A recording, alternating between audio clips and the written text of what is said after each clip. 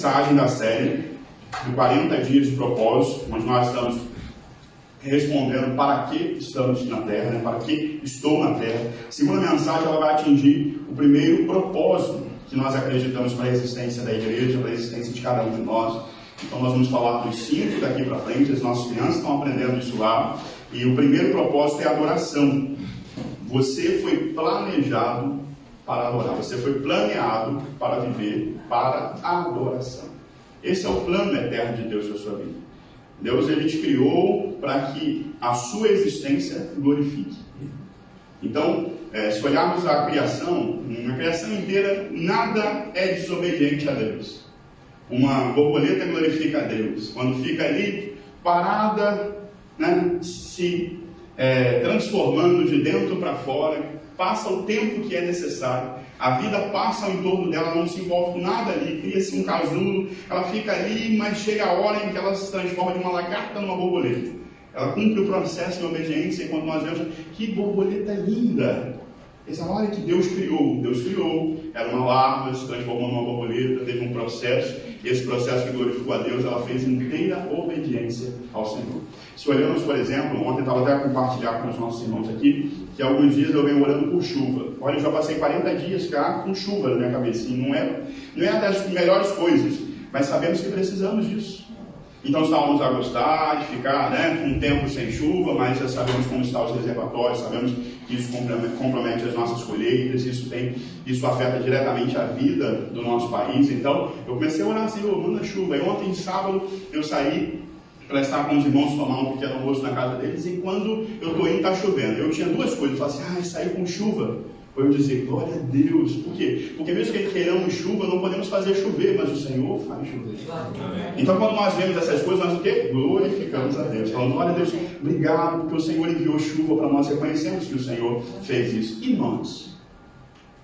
Quantas vezes temos o caminho para obedecer, e isso dá glórias a Deus, mas caminhamos para longe disso. Então, apesar de ser um propósito, a escolha de viver esse propósito nos foi deixada. Nós podemos fazer escolhas. Ou vamos viver para aquilo que fomos planeados para ser, fomos planeados para dar glória a Deus, ou vamos viver para nossa própria glória, para o que é importante aos nossos próprios olhos, para aquilo que cativa os nossos interesses mais egoístas. Então são escolhas que cada um de nós vamos fazer. Apocalipse 4, verso 11 diz que tu, Senhor, criaste todas as coisas e existem para teu prazer e foram criadas. O Senhor fez, foi por prazer dele e estão aí. Estão criadas e continuam glorificando a Deus. Mateus 22, 37 a 38 diz que ame o Senhor, o seu Deus. Este é o primeiro e maior mandamento. Então, lembra que na semana passada nós aprendemos que não vivemos ou existimos para a utilidade? Falamos, olha, esse copo aqui, lembrando vocês, esse copo aqui existe para quê?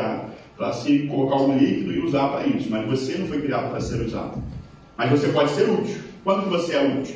Primeiro você sabe que você foi criado para ser amado, para ser amada. E quando você se relaciona com Deus, no ato de se relacionar com Deus, você o ama tanto que você atende às expectativas de Deus. Você faz coisas que Deus quer que sejam feitas. Um exemplo claro. Tiago vai nos dizer que todas as coisas boas provêm de Deus, o Pai das luzes, e que não há mudança desse Pai. Ele é sempre constante, não é como as sombras das luzes artificiais. Ele é uma luz que é sempre igual. Ou seja, ele ama sempre igual. Não tem nada que eu faça que faça Deus me amar menos. Não há nada que eu faça que faça Deus me amar mais. Então, toda a fonte de bondade no mundo vem de onde? De Deus. E há pessoas que não creem em Deus, mas são o quê? Generosas. Se toda coisa boa vem de Deus, um generoso, quando ele é generoso, ele se permite viver para a glória de Deus. E aquilo que Deus tem para fazer, passa também pela vida dessa pessoa. Mas essa pessoa não crê em Deus, pastor, sim. Mas ela deu o quê? Oportunidade de que Deus faça o bem. Porque pela nossa natureza, nós nascemos maus. Eu nunca ensinei meus filhos a morder. Nunca ensinei meus filhos a bater. Nunca ensinei meus filhos a fazer nenhuma asneira, mas eles fazem. Vem deles, vem de fábrica. É fruto do pecado. Então, Deus não nos criou com isso, mas hoje temos isso, e temos que contar com essa situação. Mas nós podemos o quê? Buscar uma versão em Cristo. Por isso que Ele veio. para que em Cristo sejam novas todas as coisas. E essas coisas novas, elas dão lugar a boas obras, a você servir, a você ser útil, mas você não foi criado para apenas servir. Você não foi criado apenas para produzir coisas. Essas coisas, elas são fruto de um relacionamento que Deus quer ter consigo. Então, tudo começa no nosso amor por Deus. E aí a nossa vida vai se moldando fruto disso. As Escrituras, elas nos ensinam que a adoração é algo extremamente importante para Deus. A adoração é a vida e o idioma do reino de Deus. Romanos 11:36 diz: pois dele, por ele e para ele são todas as coisas. A ele seja a glória para sempre. Amém. Então, pois dele, por ele e para ele. Então, tudo é sobre Deus. Tudo é sobre Deus. E quando entendemos isso, o que fazemos, o fazemos não porque eu quero ser beneficiado de qualquer modo com isso. Eu faço porque eu amo. Quando cuido de uma pessoa necessitada é porque eu amo a Deus. E essa pessoa é importante para Deus. Então, mesmo que eu não tenha nenhum relacionamento de amizade, de afeto com essa pessoa indireto, eu vou fazer por quê? Porque essa pessoa é uma pessoa amada por Deus. Isaías 43:7 diz que todo aquele que é chamado pelo meu nome, a quem criei para a minha glória, a quem formei e fiz. Então o Senhor fez o homem para si. É muito lindo, nós olhamos o planeta. Essa semana eu fiz uma postagem lá sobre as belezas do Brasil, e nós olhamos aquilo, e no mundo todo há tanta beleza, e cá em Portugal há tanta coisa, um lugar bonito para se desfrutar, mas essas coisas não foram criadas para nenhum outro fim, senão para o homem que Deus ama. Então Deus criou todas essas coisas e colocou o homem nessas coisas. Ele criou antes essas coisas para que o homem tivesse aonde viver, quando toda a atmosfera desse mundo, ela contribui para a vida humana. Quando nós destruímos, nós colocamos em risco é o quê? Quando você diz assim, nós só acabamos com as matas, estamos acabando com o quê? A qualidade da vida humana. Estamos destruindo os oceanos, estamos acabando com o quê? Com a condição da vida humana. O mundo existe para o homem, Deus criou para o homem, e a natureza toda expressa essa glória de Deus, porque o homem foi criado também para a glória de Deus. Todas essas coisas começam a fazer tanto sentido para nós, quando nós entendemos que o meu primeiro propósito da vida é adorar. Você pode recitar isso para você? Meu primeiro propósito de vida é adorar. Pastor, mas eu não canto, não estou falando disso. Estou falando de dar glória a Deus com a sua vida. Talvez você até cante, e a Josi vai descobrir se você canta. Porque ela anda descobrindo um monte de gente aqui, né? E se ela passar perto de você, você cantando aqui dentro, ela tá com uma sonda ali. E ela já gruda em você e já vai te dar uma agenda de escala, e o negócio é sério aí na adoração, né? Então, você existe para adorar a Deus. Romanos 12:1 diz que por causa da grande misericórdia divina, peço que vocês se ofereçam a Deus como um sacrifício vivo, dedicado ao seu serviço e agradável a Ele. Esta é a verdadeira adoração que vocês devem oferecer a Deus. Então a nossa adoração, ela vai vir sim com sacrifício, com entrega, com renúncia, porque isso faz parte desse relacionamento que estamos construindo com Ele. Entenda isso, relacionamento. Olha, isso é libertador para nós. Quem aqui é pai e mãe? Você já se pegou olhando para o seu filho, para a sua filha dormir, e só está lá dormindo, não está fazendo nada, nem roncar, quem ronca é você. A criança só está lá dormindo, e você está assim, não é? Babando. Ele precisa fazer alguma coisa para ganhar você? Somos nós, para Deus. Você está dormindo e Deus está doido para você acordar, carregado de propósito, de sentido, e viver uma vida boa, que é isso que profetizamos quando os nossos filhos estão dormindo, né? Eu vou lá, oro, boto a mão, abençoo, começo a declarar um monte de coisas que eu quero ver na vida deles acontecendo, sabe? E eu quero muito que quando eles acordem carregados disso, para que eles vivam isso. Isso é viver com um propósito. Agora, às vezes as coisas correm mal. E se as coisas correm mal, a gente tem que ter ciência de quem nós somos. Para quê? Que as coisas correram mal, mas eu não sou isso. Eu não sou isso. Eu fiz algo errado, mas eu não sou esse erro. E aí, eu me permito ser tocado por Deus para ser transformado por Deus, para que eu possa estar no centro de novo da vontade dele. Eu quero te convidar a abrir sua Bíblia em Isaías, capítulo 6, verso 1 a 9. Que no ano em que o rei Uzias morreu, eu vi o Senhor assentado num trono alto e exaltado, e a aba de sua veste enchia o templo. Acima dele estavam serafins, cada um deles tinha 6 asas, com 2 cobriam o rosto, com 2 cobriam os pés, e com 2 voavam. E proclamavam uns aos outros: Santo, Santo, Santo é o Senhor dos Exércitos. A terra inteira está cheia da sua glória. Ao som das suas vozes, os batentes das portas tremeram, e o templo ficou cheio de fumaça. Então gritei: ai de mim, estou perdido, pois sou um homem de lábios impuros, e vivo no meio de um povo de lábios impuros. Os meus olhos viram o Rei, o Senhor dos Exércitos. Logo, um dos serafins voou até mim, trazendo uma brasa viva, que havia tirado do altar com Atenares. Com ela tocou a minha boca e disse: veja, isso tocou seus lábios, por isso a sua culpa será removida, e o seu pecado será perdoado. Então ouvi a voz do Senhor conclamando: quem enviarei? Quem irá por nós? E eu respondi: eis-me aqui, envia-me.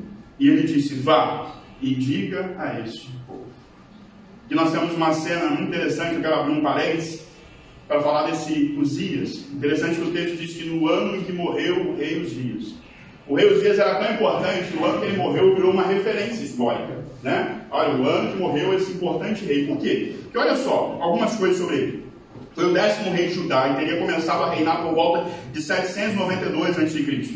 Sua história consta nos livros de 2ª Crônica, no capítulo 26, e em 2ª Reis também, sendo contemporâneo ao profeta Isaías. Grande guerreiro, filho do rei Amazias, foi considerado um engenheiro de notável saber. Está vendo aí? Engenheiro, né? De notável saber. Uma vez que as armas projetadas por ele arremessavam grandes pedras e atiravam lanças.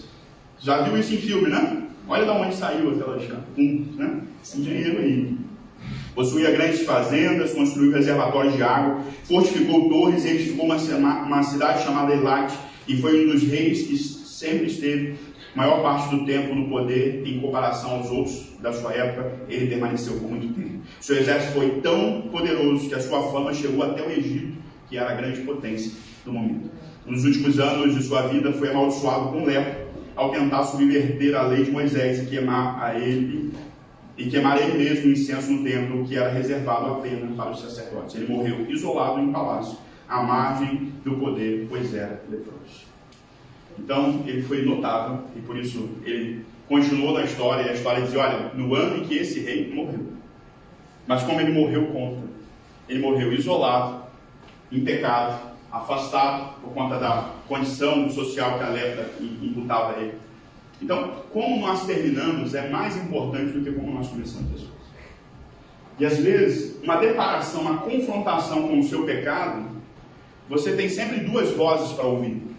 A primeira delas, o inimigo a tentar convencê-lo que é o fim, que aquilo é você, e você vai ter que sempre viver assim. Sabe, você nunca conseguiu, seu pai não conseguiu, ninguém na sua família conseguiu, esse pecado é geracional, está com a sua família desde sempre e você vai continuar com ele. E aí você acredita nisso, e aí você o quê? Corre da presença do Senhor. Adão e Eva, já num primeiro episódio sobre o pecado, o que eles fizeram? Se esconderam. Por quê? Porque essa estratégia, ela é tão antiga quanto o pecado. Quando Paulo fala sobre a ceia, por exemplo, e a ceia é um ato de adoração nosso, que é um memorial que aponta para Cristo, então estamos exaltando a Cristo, o seu sacrifício, estamos relembrando isso, e estamos anunciando a volta dele até que ele venha. Isso é a ceia para nós. E aí Paulo, quando ensina isso em 1 Coríntios, ele diz assim: olha, quando você tiver para tomar essa ceia, examine-se o homem a si mesmo. Não é? Ele não fala isso. Mas ele dá uma dica importante, que serve não só para a ceia, mas como para os nossos pecados como um todo. Ele diz assim: examine-se e então coma. Ou seja, quando você for se deparar com a imagem do seu pecado, da sua queda, daquilo que você tem feito de mal, você tem que olhar para isso e tem que dizer: eu posso vencer isso. Em Cristo eu posso vencer isso. Esse pecado não vai ser maior do que eu. Quando ele diz assim: eu examino e então eu como, ele quer dizer assim: eu examinei, se alguma coisa estiver mal, eu rejeito isso. Eu deixo esse pecado para trás. Eu faço um renovo na minha aliança com Cristo. Eu digo: Senhor, eu quero mais o Senhor do que esse pecado. E deixamos os pecados e nos apoiamos naquilo que é Deus, naquilo que Deus tem para nós. Essa verdade, que era uma verdade que alcançou o coração de Davi, porque se o rei Uzias errou, Davi também errou. Davi também caiu em adultério. Mas qual era a diferença de Uzias para Davi? É que Davi ele foi conhecido pelo seu coração quebrantado. Enquanto a gente não se arrepende do nosso pecado, não se quebranta e não se envergonha dele, nós não conseguimos viver livre, ou do pecado ou das consequências desse pecado nas nossas vidas. Mas Deus criou para adoração.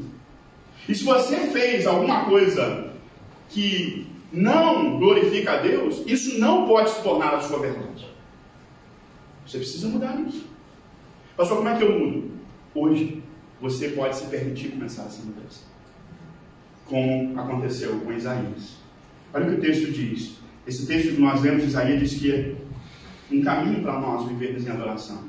Né? Há um momento em que nós precisamos nos deparar com a nossa realidade, e ele, quando se deparou com isso, ele viu a necessidade da sua purificação, ele deu um ai, né? A gente não sabe a intensidade, mas foi um ai. Ai, agora a coisa apertou para mim. Eu vi Deus. Eu sei que eu preciso mudar, ou seja, ele tem uma consciência de que isso não é. Quando a gente perde essa consciência de que pecado é pecado, irmãos, aí a coisa ficou feia. Aí nesse momento a coisa começa a ficar mesmo perigosa. Fica sem nenhum tipo de freio, sabe? A Bíblia vai dizer que um abismo chama outro abismo. Quando a gente perde o freio, o que acontece? Você vai fazendo cada vez pior. Você vai se aprofundando cada vez mais nesse caminho. Caminho de morte. Caminho de depravação. Você acha que é só diz respeito a você, mas se fizer um olhar mais ampliado, você vai ver que tem muita gente no seu entorno que está padecendo por causa das suas escolhas erradas. Então, quando ele olhou, ele viu que ele teve uma consciência de que ele não tinha santidade para ver o que ele viu. Então, ele desejou ali que alguma coisa mudasse nele. Né? A consagração, veja, a vida passa por uma abertura dos nossos olhos para um mundo que não é natural. Aquilo que Deus tem para fazer para você pode ser, olha, você vai ser um grande empreendedor, mas o que Ele quer fazer para que isso se torne uma verdade é abrir os seus olhos espirituais, porque aí você vai ver o quanto que Deus vai ser glorificado no sucesso que você vai ter no empreendimento. Deus quer que você case, Deus quer abrir os seus olhos para que veja como a sua família pode construir para o reino de Deus, pode construir para a glória de Deus, pode se tornar inspiração e referência para outras famílias que estão a começar ou que precisam ser restauradas. O pastor Rick Warren, o autor desse livro, ele vai dizer que um pecado perdoado, em uma queda, né, ele se transforma em uma cicatriz, e essa cicatriz se transforma em uma oportunidade de ministério nas nossas vidas. Então, sabe, uma coisa muito mal que te aconteceu, se você superar isso, Deus vai usar isso para a glória dele e vai usar isso para abençoar outras pessoas. Um casamento restaurado, ele tem um poder e uma autoridade enorme para ministrar sobre a vida de outros casais que precisam de restauração. Então não é que eu precise passar por uma queda para ter autoridade, mas quando eu fiz o caminho de recuperação disso, de restauração disso, eu sei falar sobre isso com uma propriedade. E eu sei as dores e os sentimentos que essa pessoa carrega. Então quando eu vou falar a essa pessoa, eu começo a dizer coisas que fazem muito sentido para ela. Tá vendo? E ela começa então a perceber isso num nível que ela ainda não tinha percebido. Por isso que a Bíblia diz que nós somos cartas vivas do Evangelho. É onde o Evangelho ganhou significado, ganhou forma, ganhou resultados. E a partir dos resultados que você é pela cruz de Cristo, você começa a falar de um Cristo que faz sentido para a vida das pessoas. Amém. Isso é o que Deus quer fazer. Pegar esse manual e aplicar todo nas nossas vidas. Se você for à casa do Jansen, comprar um equipamento, o equipamento vai estar dando o melhor potencial. Que ele é o cara que lê o manual. Não é, Jansen? Lê o manual, aplica tudo, usa o maior, né, benefício do produto. Se for da minha casa, não vai. Porque eu não costumo ler esse manual, né? E aí, às vezes, a gente liga o Jansen, estou querendo comprar aquele robôzinho que limpa a casa. E não, pastor, esse, porque faz isso. Aí eu falei, sabe, tem que ver porque dá para fazer isso. O Jansen tinha dito que isso faz isso, né? Então, olha a importância de saber o manual de fabricante. E olha o manual. Seu manual de fabricação. Mas isso ganha vida em você, porque tem gente que não lê isso. Mas lê você. Lê você. Ele não conhece a Bíblia, mas conhece a irmã Marli. E aí começa a ver a irmã Marli faz isso, a irmã Marli vive assim, a irmã Marli, e aí começa a querer viver o que ela vive. E aí encontra Jesus na vida da irmã Marli e ela leva ele para o manual do fabricante. E esse caminho todo é um caminho de se purificar, mas para se purificar você tem que saber onde você se lava. Se você entrar num rio sujo para tirar a sua sujeira, você só vai trocar de tipo de sujeira. De sujeira sólida para sujeira líquida. De contaminação sólida para contaminação líquida. Também quem irá, eis-me aqui, envia-me. Consagração leva a entrega. Né? Quando ele se sente limpo, o que ele faz? Ele fala, estou disponível. E quando você diz que está disponível, o que Deus faz com você? Te envia, te comissiona. O texto diz, vá, você está comissionado. Não tem ninguém aqui inútil, irmão. Não tem ninguém aqui. Talvez você chegou aqui e disse assim, olha, eu vou chegar, vou me encostar numa cadeira dessa. E já deu para ver que nem é um bom lugar para estar aqui. Se você sentar nessa cadeira pelo menos umas 10 vezes, as pessoas vão se sentir confortável para te pedir para levantar para que alguém chegou pela primeira vez. Então, nem dá muito para ficar nessa cadeira, né? Mas, você vai, eu não quero mais me envolver com nada. Eu quero só ficar aqui e quero só ouvir o que Deus tem para falar para mim. Olha, mas não é isso que acontece com aqueles que vivem para adorar a Deus. Se você foi planeado para adoração, para adorar a Deus, para viver para a glória de Deus, quando você percebe a obra que Deus fez, te purificando, te consagrando, você se torna disponível e você é comissionado para viver para a glória de Deus. Você é comissionado para fazer algo para a glória de Deus. Então, eu quero esmiuçar um pouco mais sobre isso e vamos então a esse primeiro ai. Você foi planeado para adorar a Deus, por isso você precisa primeiro ter uma vida de temor a Deus. Quando ele diz ai, é uma consciência de isso não está certo. Não está certo. Não é porque as pessoas não viram, é o que eu sei. O texto ele não está concentrado em Isaías, preocupado com que alguém viu ele vendo a Deus e o que vão pensar disso. A consciência, a preocupação dele é que ele viu e que Deus sabe que ele viu. Ou seja, se está você e Deus já é suficiente para você ter consciência que isso não é para você, que se você tiver nisso, você precisa largar isso. Salmo 24, 3 e 5 diz, quem poderá subir ao monte do Senhor? Quem poderá entrar no seu santo lugar? Aquele que tem mãos limpas e coração puro, que não recorre aos ídolos nem jura pelos deuses falsos. Ele receberá bênçãos do Senhor e Deus, o seu Salvador, lhe fará justiça. Então quem pode ir? Aquele que está com a mão limpa, que está com o coração pronto para o Senhor. Aquele que fez da sua vida, a escolha da sua vida, escolher primeiro Deus, sua justiça, e crê que as demais coisas vão obedecer à vontade de Deus na sua vida. Vão se submeter à vontade de Deus na sua vida. Se houver necessidade de ter, ele terá, porque Deus vai fazer com que ele tenha. Ou seja, ele confia que o planeamento da vida dele está todo completo na vida que Deus tem para ele. Deus vai ser não só o que planeou, mas vai ser o garantidor disso. Paulo fala mais sobre isso aos Gálatas, quando ele menciona as obras da carne em comparação com as obras do Espírito. Ele diz assim em Gálatas 5, 19, 21. Ora, as obras da carne são manifestas: imoralidade sexual, impureza, libertinagem, idolatria, feitiçaria, ódio, discórdia, ciúmes, ira, egoísmo, dissensões, facções, inveja, embriaguez, orgias e coisas semelhantes. Eu os advirto, como antes já os adverti, aqueles que praticam essas coisas não herdarão o reino de Deus. É engraçado que isso é tão antigo e é tão específico, era para a igreja na galáxia, mas não é só para os Gálatas, é para mim, porque isso está nos dias de hoje. Isso é para você, porque está nos dias de hoje. E se a gente não atentar para esses temas, nós não estamos atentando para o que é o nosso propósito, que é viver para a glória de Deus. Eu não vivo para a glória de Deus se eu vivo preso a essas coisas. Mas a boa notícia é que há solução para isso. Há solução. E se eu não quiser essa solução, pastor, eu não quero alcançar essa solução. A Bíblia também é muito explícita sobre isso. Hebreus 12, 14, sem santidade, ninguém verá o Senhor. Pastor, mas agora isso me assustou, mas tem solução para isso. Tem solução para isso. Segundo Timóteo 2, 21, se alguém se purificar dessas coisas, será vaso para a honra, santificado, útil para o Senhor e preparado para toda boa obra. Se você se livra das coisas que te atrapalham, às vezes que nos atrapalham nem é pecado, mas te atrapalha. Porque a Bíblia diz que tem os pecados, mas tem também as coisas que nos envolvem que não é pecado, mas que se torna pecado porque me atrapalha. Então não é pecado, pode ir, mas na minha vida se tornou pecado. Um exemplo, tem pessoas que sabem lidar com dinheiro e tem outros que não sabem. Dinheiro é pecado? Não. Dinheiro não é pecado. Mas se você se relacionar com dinheiro de forma errada, ele pode te levar a muitos pecados. Ele pode até mesmo ser um impeditivo para que você viva para a glória de Deus. Então, o sexo é pecado? Não. Mas se torna pecado para alguns? Sim. Então, essa questão, essa clareza para ver o que é para mim e o que não é para mim, é uma clareza que vem do seu relacionamento com Deus. De você saber quem você é em Deus, quem você foi chamado para ser em Deus. E quando você se vê vivendo ou praticando coisas diferentes disso, você não aceita isso com facilidade. Você luta.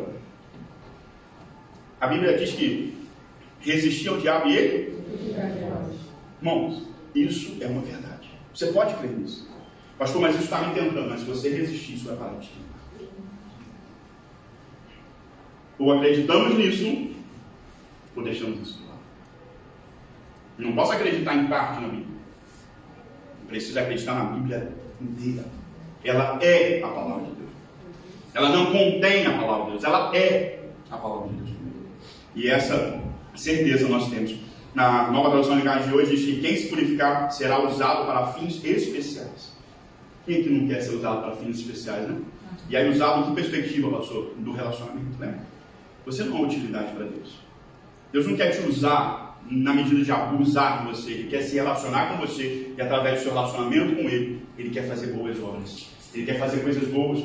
Ele quer fazer da sua generosidade uma forma de Ele abençoar muitas vidas. Ele quer fazer através da sua hospitalidade uma forma de abençoar muitas pessoas. Ele quer fazer com que você, com o tempo que você tem, você possa dar às pessoas o tempo que elas precisam. Gente, há pessoas que só precisam que alguém sente a sua beira e ouça o que ele tem que falar. E esse é o milagre do dia que ele está a buscar. E há pessoas que com o seu tempo podem glorificar a Deus com isso.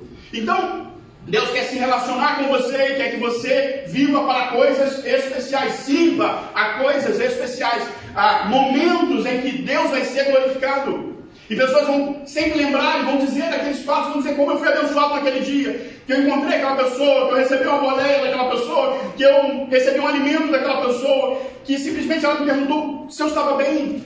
Mas ela não perguntou por perguntar, ela perguntou e ficou olhando, esperando uma resposta sincera minha, e eu pude dizer, eu pude falar o que sentia, e eu pude colocar aquele mal todo para fora. E como foi bom receber naquele dia aquela atenção. Então, quando nós nos relacionamos com Deus, nós começamos a viver uma experiência onde que Deus, de fato, faz a nossa vida uma vida útil às coisas excelentes que Ele tem para fazer nessa terra. E quem é esse Deus que quer fazer isso com você? Você já parou para pensar quem é Deus? Talvez algumas vezes, né? Eu quero tentar te ajudar com isso num salmo muito poderoso que é o Salmo 23. No Salmo 23, ele, em língua portuguesa, ele tem 105 palavras. No original hebraico ele tem 54 palavras, porque a língua hebraica ela é muito rica em significado as palavras. Então uma palavra pode ser usada para várias coisas, né?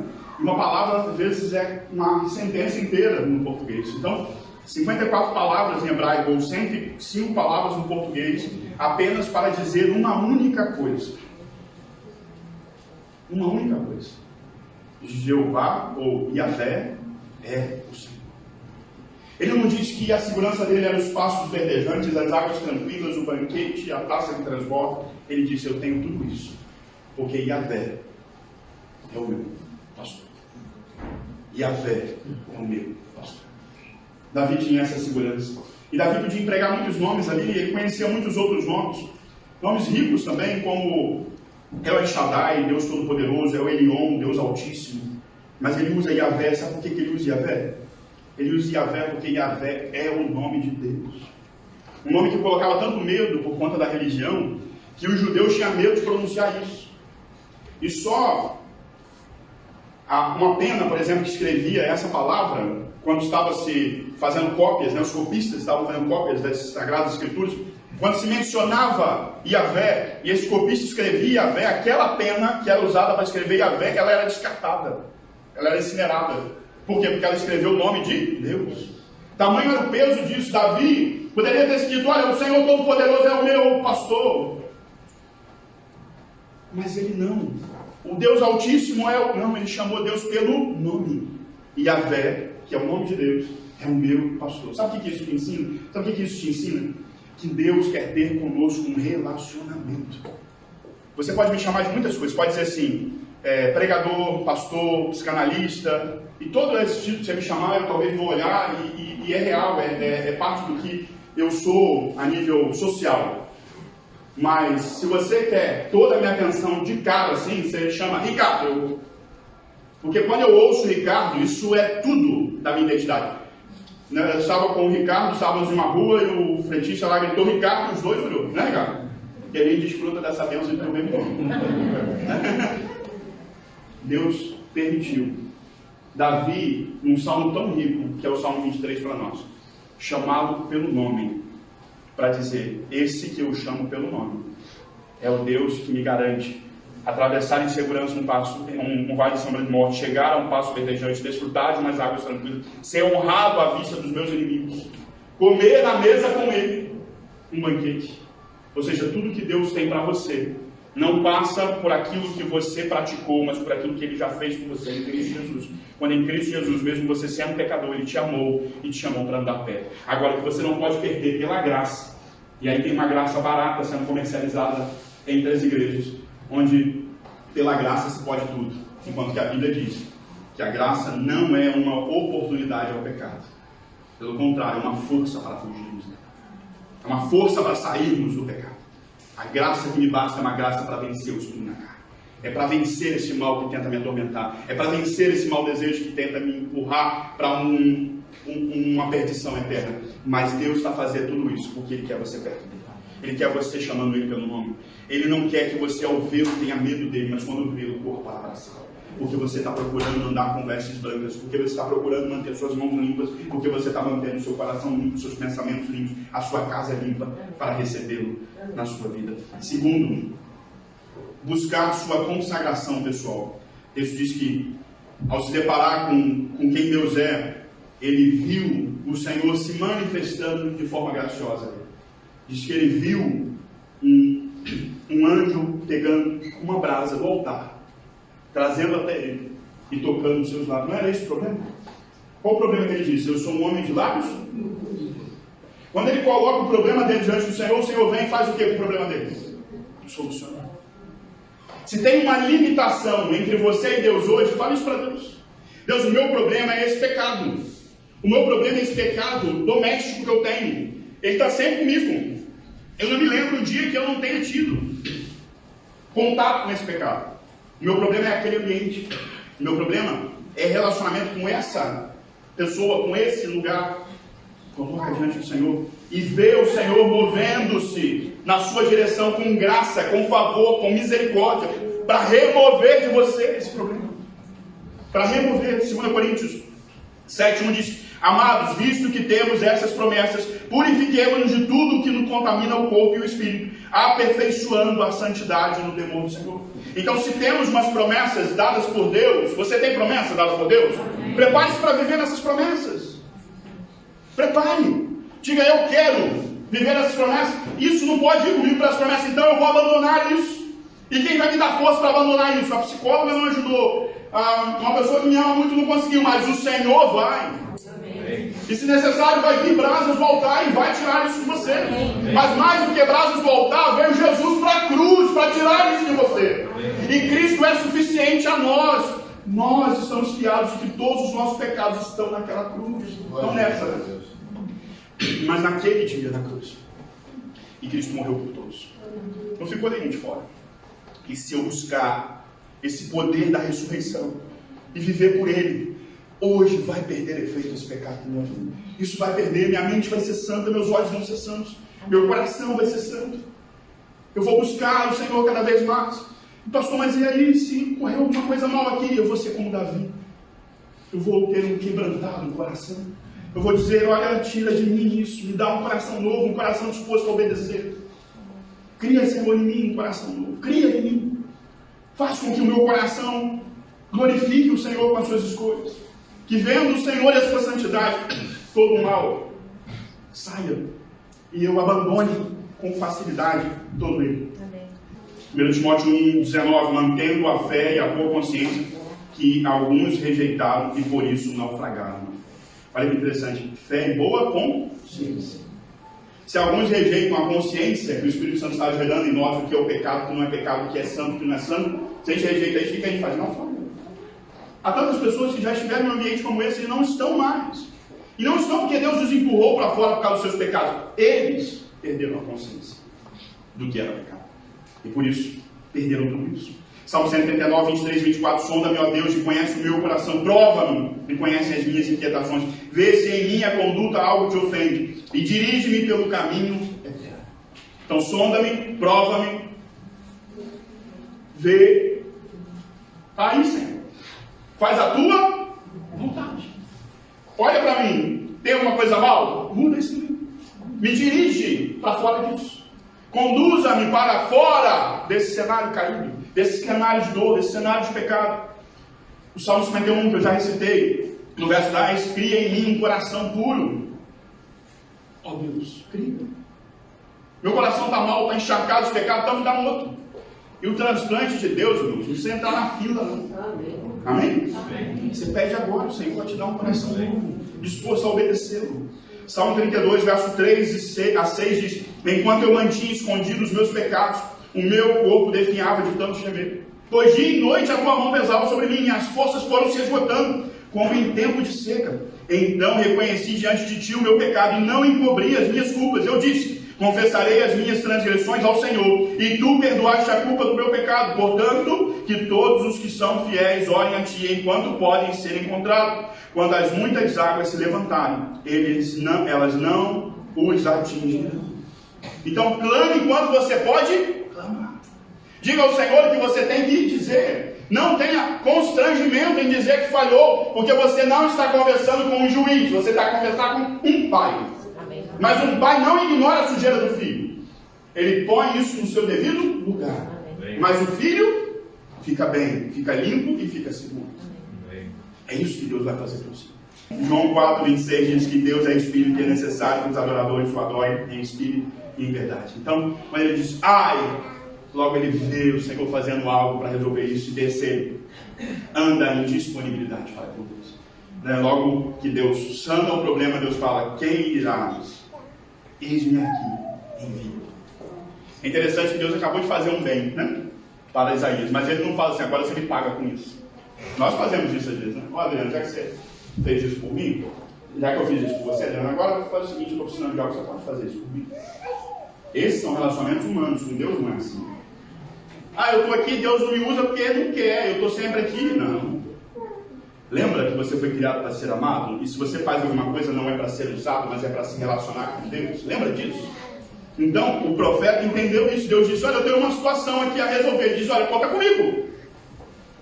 Mas foi tudo tão recente. Segundos antes ele estava dizendo que ele era inapropriado. E agora ele está se sentindo apto para participar daquilo que Deus quer fazer. Por quê? Porque uma vez que somos tocados por Deus e perdoados por Deus, o efeito disso é imediato. Se você hoje estiver aqui e tomar a decisão com Jesus, já está apto para chegar lá fora e pregar Jesus para as pessoas que você conhece. Dizer só, eu estive ali, Jesus falou comigo, eu senti isso, me vi pecador, mas vi em Cristo uma oportunidade de me reparar nisso e viver com Deus. E eu quero dizer para você como é que eu estou me sentindo. Isso não tem nenhuma hora que aconteceu, mas eu estou sentindo que eu tomei a melhor decisão da minha vida. Eu estou sentindo um negócio diferente que eu nunca senti antes. Você já ganhou autoridade para pregar essa mensagem? Não, para pregar a sua mensagem, a mensagem da sua vida. Recebereis o Espírito Santo e com ele poder para ser testemunha. Então, se você aceita Jesus, se você é selado nesse Espírito, quando você ouve e crê, então você já está pronto para testemunhar desse Cristo. Agora você tem que dizer, eu estou, você tem que se disponibilizar, você tem que estar aqui e dizer, olha, eu estou aqui, Senhor. Eu estou aqui. Foi assim com Samuel. Diz Samuel, meu filho, eis-me aqui, respondeu Samuel. Com Moisés, o Senhor viu que ele se aproximava para observar, e então no meio da sarça Deus o chamou, Moisés, Moisés, eis-me aqui, respondeu ele, em Êxodo 3:4. Em Gênesis 22:1, passando algum tempo, Deus pôs Abraão à prova, dizendo-lhe, Abraão, ele respondeu, eis-me aqui, eis-me aqui. Jeremias 29:13, vocês me procurarão e me encontrarão quando me procurarem de todo o coração. Gente, se você quer servir o Senhor em qualquer área, comece a dizer, Senhor, eu te quero mais do que tudo, eu quero estar disponível, eu quero viver isso. Eu quero viver isso. Talvez você olhe uma falha, uma deficiência da igreja, e você se vê isso como uma resposta. E ao invés de você dizer, olha, para faltar isso, você diz, eu posso ser a resposta disso. Amém. Eu posso ser a resposta disso. Então, se o Senhor te mostrou uma necessidade, como mostrou para Isaías, sinta-se encorajado a dizer, eis-me aqui. Eis-me aqui, Senhor. Eu vivo para o louvor da tua glória. E se alguma coisa há de deficiência, para que as pessoas vejam a sua glória, Senhor, eu quero responder a isso com a minha vida, com as minhas escolhas, com as minhas decisões. E por último, para não usar aqueles 30 minutos a mais que vocês me deram, aceitar o seu compromisso pessoal. Porque quando a gente vê, e a gente diz que é disponível, mas quando a gente ouve assim, vá, igual Isaías ouviu, vá, aí dá aquele friozinho na barriga, né? Às vezes você vem assim e fala, pastor, eu tenho uma ideia de fazer isso. Aí eu te pergunto, como é que faz isso? Ah, pode se fazer assim, assim, assim, desse jeito. Ah, então você cuida disso? Né? Então, quando vem o vá, não tem a ver. Porque se Deus te deu alguma coisa, para Ele ser adorado através dessa coisa, Ele vai financiar isso. O seu tempo, a sua saúde, os seus recursos, os voluntários que vão somar com você nisso, tudo o que é necessário para que Deus seja glorificado através disso já está disponível junto com a ideia. A ideia não nasceu sem uma segurança em Deus. Foi Deus que deu e Ele é o garantidor de que essa ideia vai resultar. Ele vai fazer isso acontecer. João 17, 18, assim como me enviaste ao mundo, eu os enviei ao mundo. De onde vem a autoridade no envio de Jesus? De Deus. Deus o envia ao mundo e Ele nos envia. Nos enviou para pregar, nos enviou para batizar, nos enviou para ensinar a obedecer a todas as coisas, ou seja, para discipular. Nos ensinou para amar como a nós mesmos as pessoas. Ele nos enviou para viver de uma forma que Ele seja conhecido e Ele seja glorificado.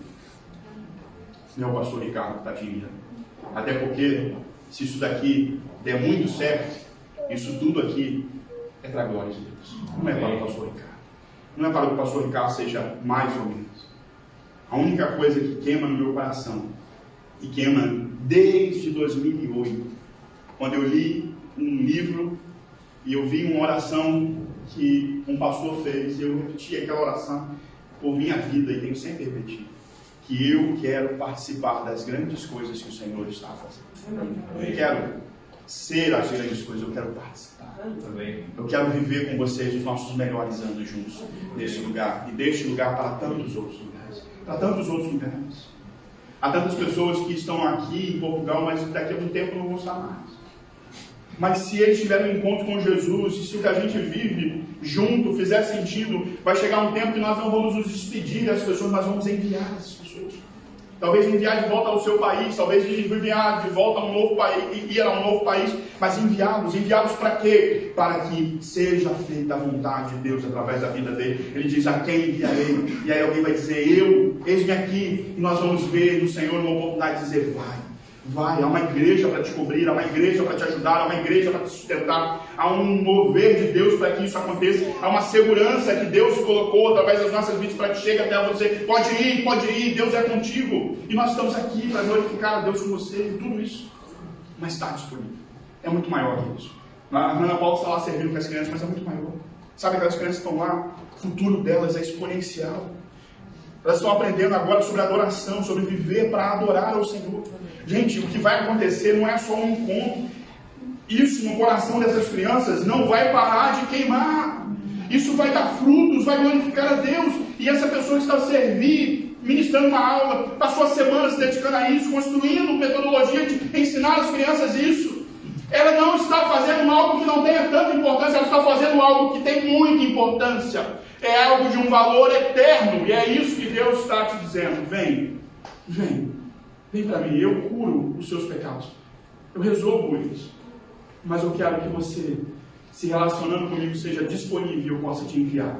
Para viver além de simplesmente construir patrimônios, ganhar títulos de formação e fazer amigos que vão deixar para a eternidade.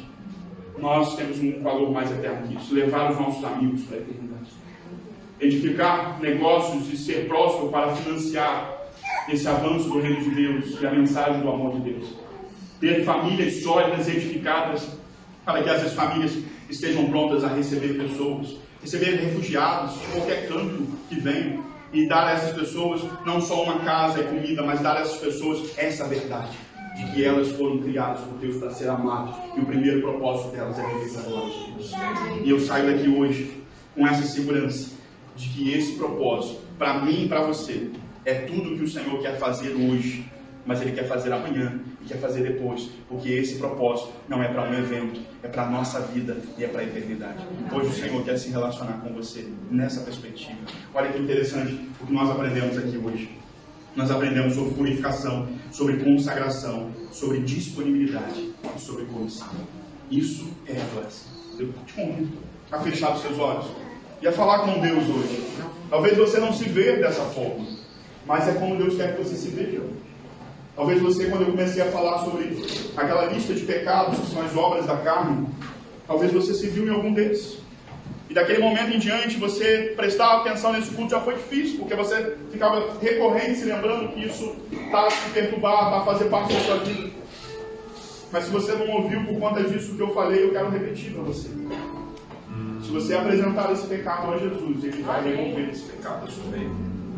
Ele removeu da vida de Isaías, Ele vai remover da sua vida também. Porque Ele tem uma obra para fazer com todas as pessoas. E Ele conta com pessoas que se renderam completamente a Ele.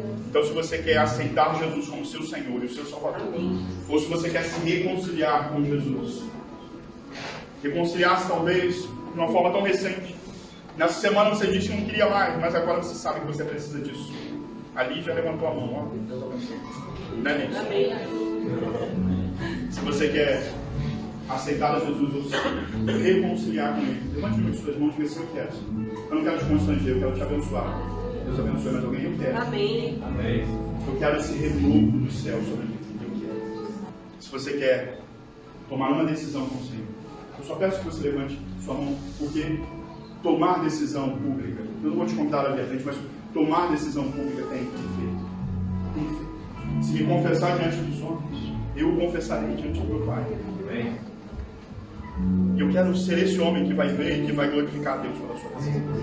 Então, se você está hoje tomando uma decisão, pela última vez eu pergunto: existe alguém? Levante sua mão. Deus abençoe. Mais alguém? Mais alguém?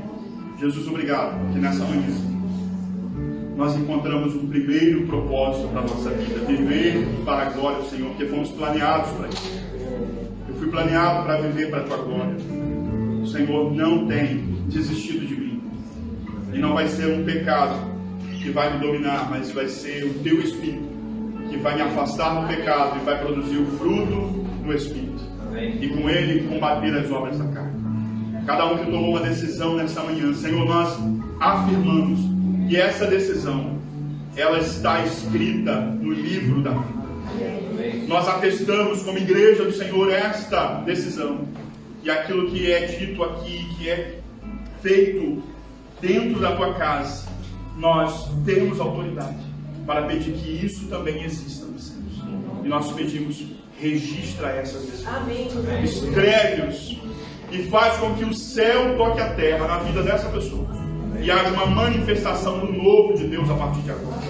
Memórias que foram curadas nessa manhã, de pessoas que ouviram que podem sim ser perdoados, hoje vão viver como perdoados. Amém.